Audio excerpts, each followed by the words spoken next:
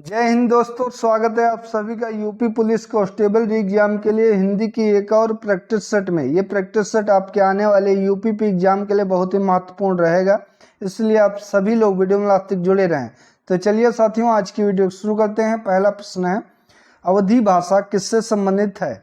बिहारी हिंदी से, पश्चिमी हिंदी से, पहाड़ी हिंदी से या फिर पूर्वी हिंदी से?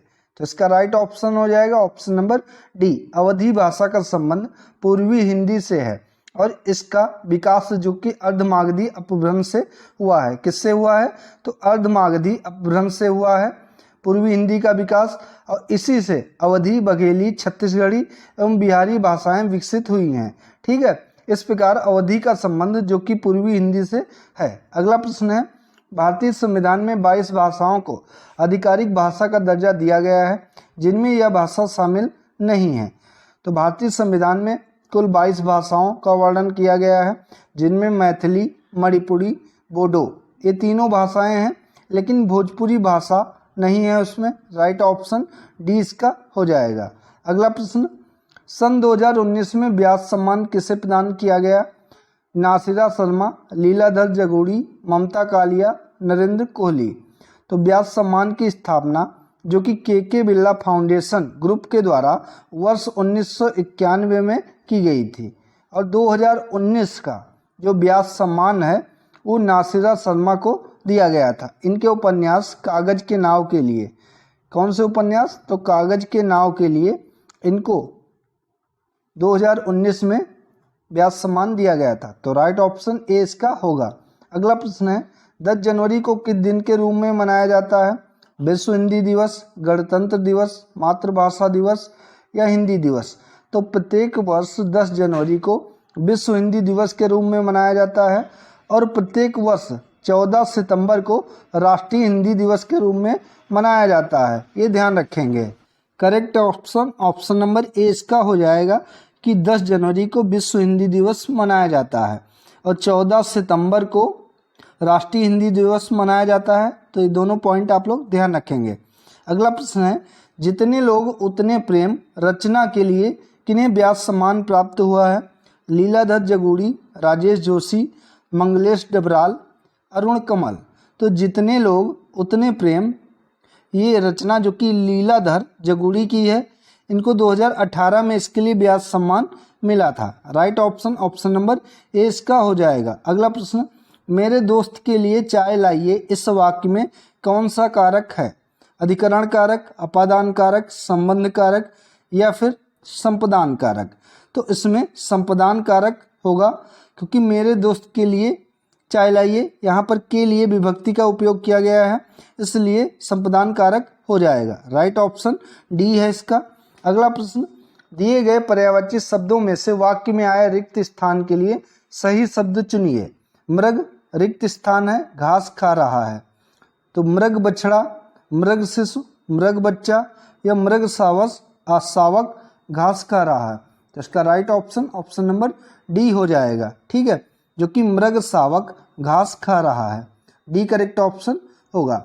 अगला प्रश्न, परमात्मा की कृपा सर्वत्र व्याप्त है, इस वाक्य में किस प्रकार के क्रिया विशेषण का प्रयोग किया गया है? तो सर्वत्र यानी कि स्थान की बात हो रही है, इसलिए इसमें स्थानवाचक क्रिया विशेषण का प्रयोग किया गया है। राइट ऑप्शन डी इसका हो जाएगा। अगला प्रश्न, अभिमान शब्द में कौन सा उपसर्ग है? तो उपसर्ग जो कि किसी शब्द के पहले जुड़कर एक नए शब्द का निर्माण करते हैं, उपसर्ग कहलाते हैं। तो अभिमान, इसमें मान है, मान तो नहीं होगा क्योंकि बाद में आ रहा है। आ, अभि या फिर अब? तो इन तीनों में से आपको बताना है राइट ऑप्शन कौन सा हो जाएगा। तो करेक्ट ऑप्शन हो जाएगा ऑप्शन नंबर सी। इसमें अभि उपसर्ग का प्रयोग किया गया है, क्योंकि अभि प्लस मान, तो मान भी एक शब्द है और अभि उपसर्ग जुड़कर एक नया शब्द बना, जो कि शब्द बना अभिमान। राइट ऑप्शन सी है इसका। अगला प्रश्न, कथा सतीसर उपन्यास के लिए किन्हें व्यास सम्मान प्राप्त हुआ है? मैत्रेयी पुष्पा, मृदुला गर्ग, मन्नू भंडारी, चंद्रकांता। तो कथा सती सर उपन्यास के लिए चंद्रकांता को व्यास पुरस्कार से सम्मानित किया गया है। Right option option number D इसका हो जाएगा। इनको 2005 में इसके लिए व्यास पुरस्कार व्यास सम्मान पुरस्कार दिया गया था। अगला प्रश्न है, इनमें से किस वाक्य में सजातीय क्रिया का प्रयोग किया गया है? तो जीना एक कला है, पक्षी डाल पर चहचहाते हैं, वह अनेक बोलियां बोलता है, राम खेलकर चला गया। तो इनमें से सजातीय क्रिया का प्रयोग किसमें किया गया है? तो वह अनेक बोलियां बोलता है, इसमें सजातीय क्रिया का प्रयोग किया गया है। Right option option number C हो जाएगा। बात कर लेते हैं सजातीय क्रिया कौन सी होती हैं। तो वे क्रियाएं जहां कर्म तथा क्रिया दोनों एक ही धातु से बनकर साथ साथ प्रयुक्त होते हैं उन्हें सजातीय क्रिया कहा जाता है। ठीक है, वे क्रियाएं जहां कर्म तथा क्रिया दोनों एक ही धातु से बनकर साथ साथ प्रयुक्त हों उन्हें सजातीय क्रिया कहा जाता है। जैसे कि वहाँ अनेक बोलियां बोलता है, बोलियां हैं और बोलता है। तो राइट ऑप्शन सी होगा। अगला, इनमें से कौन सी बोली पश्चिमी हिंदी की बोली नहीं है? बघेली, बुंदेली, कन्नौजी, ब्रज। तो पश्चिमी हिंदी के अंतर्गत इनमें से बुंदेली, ब्रज, कन्नौजी ये तीनों बोलियां आती हैं, लेकिन बघेली जो कि पूर्वी हिंदी के अंतर्गत आती है। तो right option option number A इसका हो जाएगा। ठीक है, अगला प्रश्न, इनमें से ढूंढाड़ी को अन्य किस नाम से जाना जाता है? मारवाड़ी, जयपुरी, राजस्थानी, मेवाती। तो ढूंढाड़ी को जयपुरी के नाम से भी जाना जाता है। Right option option number B होगा। अगला प्रश्न, प्राकृत का पाणिनि किसे कहा जाता है? मार्कंडेय, हेमचंद्र, विद्यानाथ, विद्याभूषण। तो हेमचंद्र को प्राकृत भाषा का पाणिनि कहा जाता है। राइट ऑप्शन बी इसका हो जाएगा। अगला प्रश्न, भाषा सम्मान और बाल साहित्य सम्मान किस संस्थान के द्वारा प्रदान किए जाते हैं? मध्य प्रदेश हिंदी ग्रंथ अकादमी के द्वारा, राजस्थान हिंदी ग्रंथ अकादमी के द्वारा, साहित्य अकादमी के द्वारा या भारतीय ज्ञानपीठ के द्वारा। तो भाषा सम्मान और बाल साहित्य सम्मान जो कि साहित्य अकादमी के द्वारा प्रदान किए जाते हैं। Right option option number C इसका हो जाएगा। अगला प्रश्न, इनमें से कौन सा शब्द तद्भव है? कुमार, कंटक, खीर, कृष्ण। तो इनमें से तद्भव शब्द जो कि खीर है। राइट ऑप्शन सी इसका हो जाएगा। ठीक है, अगर इसका तत्सम देखेंगे खीर का, तो खीर का तत्सम जो कि होता है क्षीर।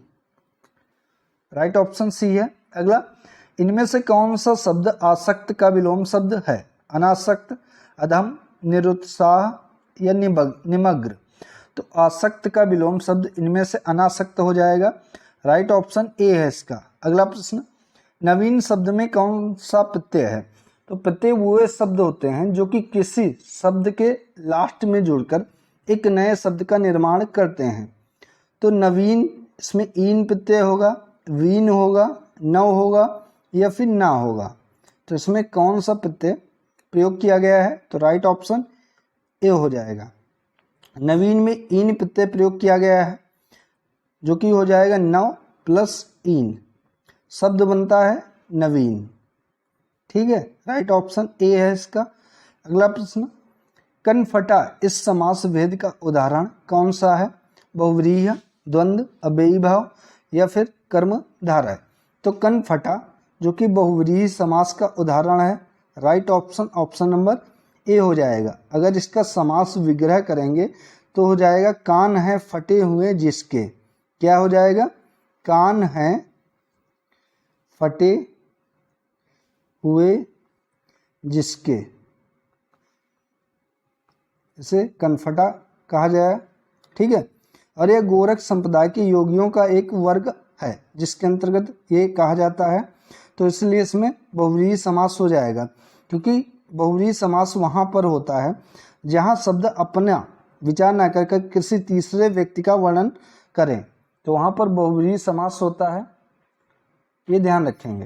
अगला प्रश्न है, रमेश चंद्र शाह को विनायक रचना के लिए सन 2014 में साहित्य अकादमी पुरस्कार से सम्मानित किया गया। इस रचना की विधा कौन सी है? कविता है, उपन्यास है, कहानी है या फिर जीवन है? तो रमेश चंद्र शाह द्वारा रचित उपन्यास विनायक के लिए इन्हें वर्ष 2014 में साहित्य अकादमी पुरस्कार से सम्मानित किया गया था। तो क्या है ये? उपन्यास है। राइट ऑप्शन ऑप्शन नंबर 20 का हो जाएगा। अगला प्रश्न, हास्य रस का स्थायी भाव कौन सा होता है? तो स्थायी भाव आप लोग जरूर याद कर लें, जितने भी 9 रस हैं 9 रसों के स्थायी भाव आपको जरूर याद करके जाने हैं एग्जाम में, हो सकता है इससे क्वेश्चन पूछ लिया जाए। ठीक है, तो हास्य रस का स्थायी भाव क्या होता है? रति, निर्वेद, रास या फिर शोक। तो इसका राइट ऑप्शन है ऑप्शन नंबर सी, हास्य रस का स्थायी भाव होता है रास। ठीक है, श्रृंगार रस का स्थायी भाव क्या होता है? इंपॉर्टेंट है। तो श्रृंगार रस का स्थायी भाव होता है रति।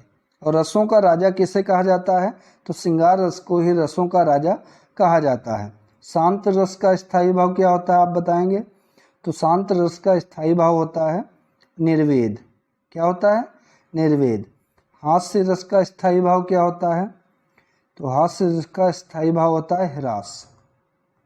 ठीक है, और करुण रस का स्थायी भाव क्या होता है? तो करुण रस का स्थायी भाव होता है शोक। ये सभी जितने इंपॉर्टेंट हैं वो याद रखेंगे।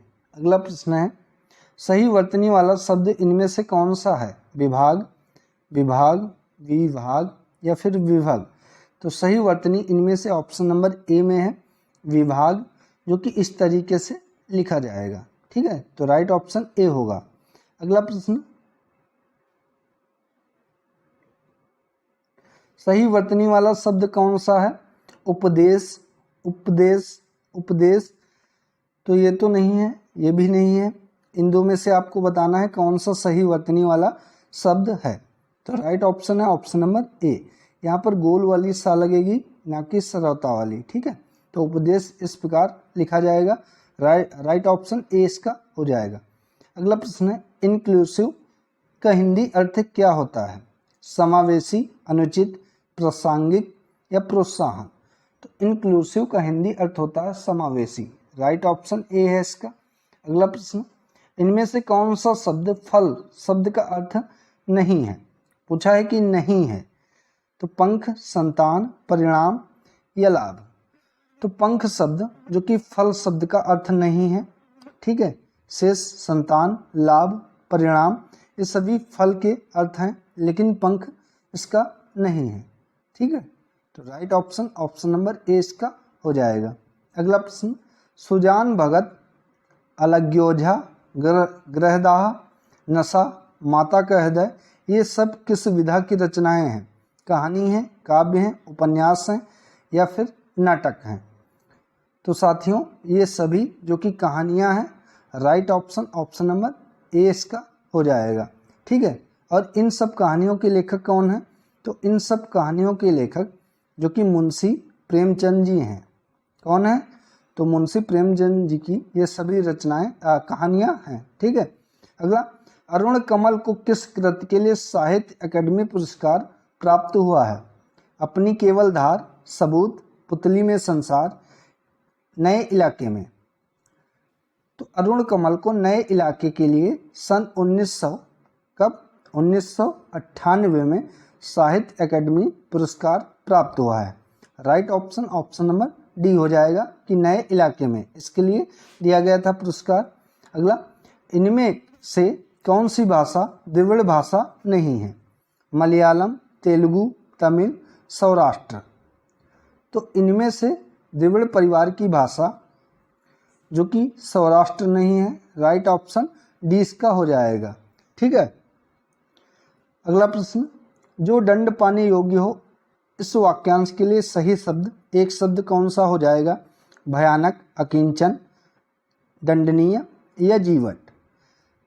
तो जो दंड पाने के योग्य हो इसके लिए एक शब्द हो जाएगा दंडनीय। Right option option number C हो जाएगा। ठीक है, और जिसके पास कुछ भी ना हो उसे अकिंचन कहते हैं। निम्नलिखित प्रश्न में 4 विकल्पों में से उस विकल्प का चयन करें जो सही विकल्प हो। अवगुण शब्द में उपसर्ग है, गुण है, आ है, अव है या अड़ा है। तो उपसर्ग यहाँ पर बात हो रही है, तो शब्द के पहले ही जुड़ा होगा, जाहिर सी बात है। तो गुण तो बाद में आया है, इसको हटा सकते हैं। ठीक है, और अड़ा भी बाद में आया है, इसको भी हटा सकते हैं। तो छोटा आ या अव, इनमें से कौन सा उपसर्ग है? इस तरीके से आप ऑप्शन एलिमिनेट कर सकते हैं।